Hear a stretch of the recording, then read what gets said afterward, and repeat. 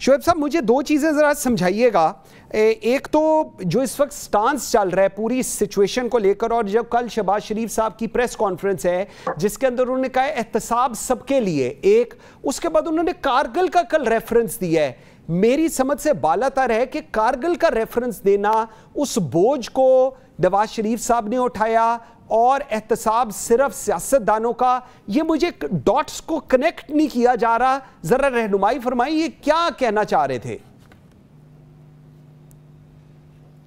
دیکھیں پہلی بات تو ایک بات کا صرف جواب دے دوں, علی گوہر بلوچ صاحب نے جو نواز شریف صاحب کے آنے کے بارے میں کی ہے, میں اپنی ذاتی رائے دے رہا ہوں کہ مجھے ابھی بھی یقین نہیں ہے کہ وہ آئیں گے.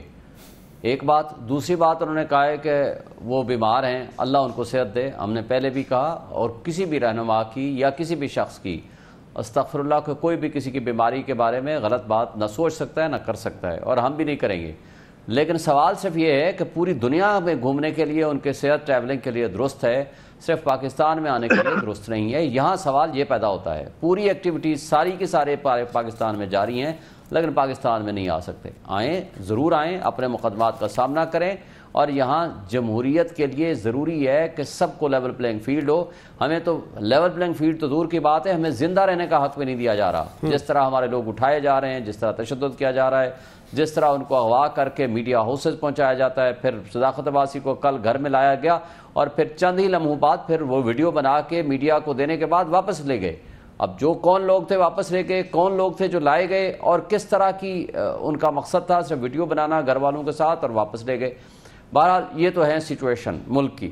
اب آپ کا جو سوال تھا میں اس پہ آتا ہوں ڈائریکٹ, کہ جو سچویشن چل رہی ہے ہمارے ملک کی, کون سا سوال تھا اور کارگل کا جو ریفرنس انہوں نے دیا ہے. جی دیکھیں, شہباز شریف صاحب کی بات کا جواب تو بہتر یہی ہوگا کہ علی گوہر بلوچ صاحب دیں, لیکن ڈاٹس یہاں یہ فل ہوتے ہیں کہ وہ آج تک اپنے آپ کو اسٹیبلشمنٹ کی آنکھ کا تارا کہتے ہیں, اور کل بھی انہوں نے کہا جی اس سے کسی کو کیا پرابلم ہو سکتا ہے. اور نواز شریف صاحب نے بیانیہ ایک نیا دینے کی کوشش کی, وہ پھر واپس لے لیا, اور جی پھر یہ اب کل دوبارہ انہوں نے جو بات کو چھیڑی, تو ان کے پاس اقتدار پچھلے 16 مہینے تھا, اس سے پہلے 5 سال کے لیے ان کے پاس اقتدار تھا.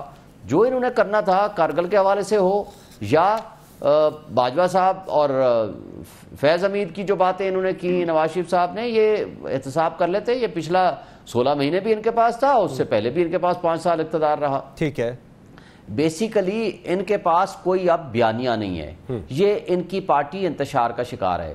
ان کی جو 16 مہینے کی کارکردگی ہے, لوگ ان سے نفرت کرنے لگ گئے ہیں. اب یہ تلاش کر رہے ہیں کہ کوئی بیانیہ ایسا ڈیولپ کر لیں یا ایسا تلاش کر لیں کہ جس سے ہم قوم کو ایک دفعہ پھر اس کیفیت میں لے جائیں کہ لوگ ان کی کارکردگی کو بھول جائیں.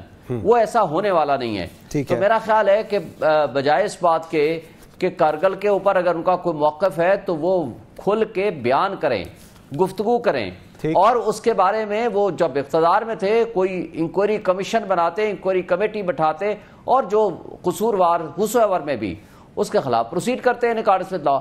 آج جو باتیں کر رہے ہیں یا باتیں ہو رہی ہیں, تو کل انہوں نے اس بات کا تو جواب ہی نہیں دیا کہ جس جج صاحب نے ان کو ریلیف دیا, ان کو ایف آئی اے کے کیسز سے بری کیا, اس کو انہوں نے جو ہی ان کو ریٹائرمنٹ کی اگلے ہی دن اس کو لگا دیا جناب کمشنر انفارمیشن. تو یہ تو سیاسی رشوت نہیں تو اور کیا ہے.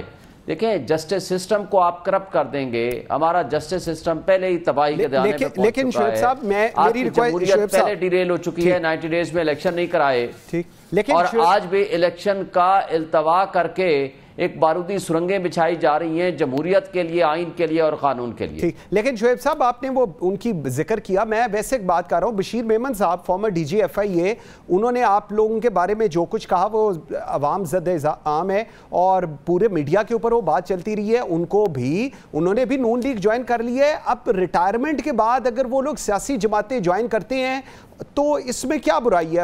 دے فیل لائک کہ ہم لوگ ڈیلیور کر سکتے ہیں, قوم کی خدمت کر سکتے ہیں, تو اسی لیے وہ چلے جاتے ہیں. جی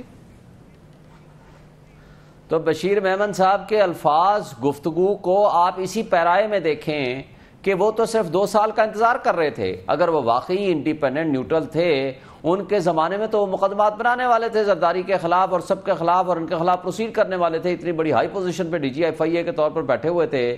تو مجھے بتائیں پھر کہاں وہ نیوٹرل تھے؟ جو ہی ریٹائر ہوئے تو ان کو ایک بیانیہ دیا گیا کہ آپ کے لیے اگر ہمارے سے آپ نے چونکہ ان کے ساتھ کمپرومائز تھے، ان کو بیانیہ دیا گیا کہ یہ آپ نے بولنا ہے عمران خان کے خلاف، اور وہ بولتے رہے. جب ان کے وہ معیار پہ پورے اتر گئے تو ان کو اپنی پارٹی میں جوائن کرا لیا. That is the consideration. جب ہمارے پبلک آفس ہولڈر اس طرح کی حرکتیں کریں گے تو اس کا نقصان ملک کے اداروں کو ہوگا اور ہماری جمہوریت کو بھی ہوگا. بالکل صحیح.